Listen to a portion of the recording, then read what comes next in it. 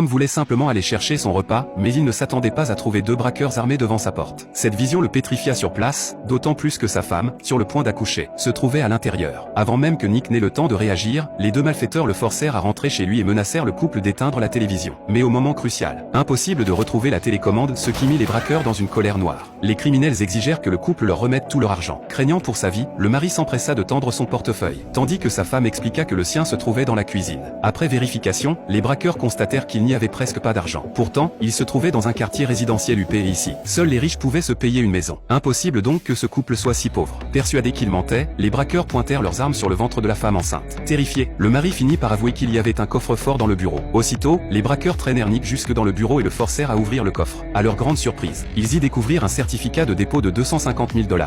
Les malfaiteurs exigèrent que Nick retire l'argent, mais comme c'était vendredi soir, la banque était déjà fermée et il faudrait attendre lundi pour pouvoir le faire. Nick eut alors une idée, il proposa de leur écrire une reconnaissance de dette. Mais les braqueurs refusèrent catégoriquement, exigeant à la place qu'ils leur indiquent l'emplacement de l'alarme de la maison, avant de couper la ligne téléphonique et internet. Leur plan était clair, retenir le couple en otage jusqu'à lundi. Les malfaiteurs demandèrent ensuite si quelqu'un devait leur rendre visite durant le week-end. Les époux répondirent d'une même voix que non. À peine avaient-ils fini leur phrase que la sonnette retentit à la porte. Pour éviter tout soupçon, les braqueurs ordonnèrent à Nick d'aller ouvrir, non sans lui enfoncer une casquette sur la tête pour cacher ses blessures. En arrivant à la porte, Nick découvrit qu'il s'agissait simplement du livreur de repas. Mais, alors qu'il tenait peut-être son salut à portée de main, il n'osa pas appeler à l'aide. Un des braqueurs le tenait en joue depuis l'ombre, prêt à lui tirer dessus au moindre mot de travers. Ce n'est qu'une fois le livreur reparti que les malfaiteurs se détendirent. Ils enfermèrent ensuite le couple dans la cave, affirmant ne vouloir que l'argent, pas leur vie, et dès qu'ils auraient touché les fonds, ils les laisseraient partir. Puis ils refermèrent la lourde porte métallique sans pitié. Terrifiés, les époux tentèrent de garder leur calme pour survivre. C'est alors que Lisa, la femme, se souvint qu'elle avait dans sa poche le moniteur vidéo de la chambre du bébé, la pièce destinée à leur enfant à naître. Par chance, les braqueurs n'étaient pas encore montés là-haut. La nuit tomba, et dans cette cave sombre et humide,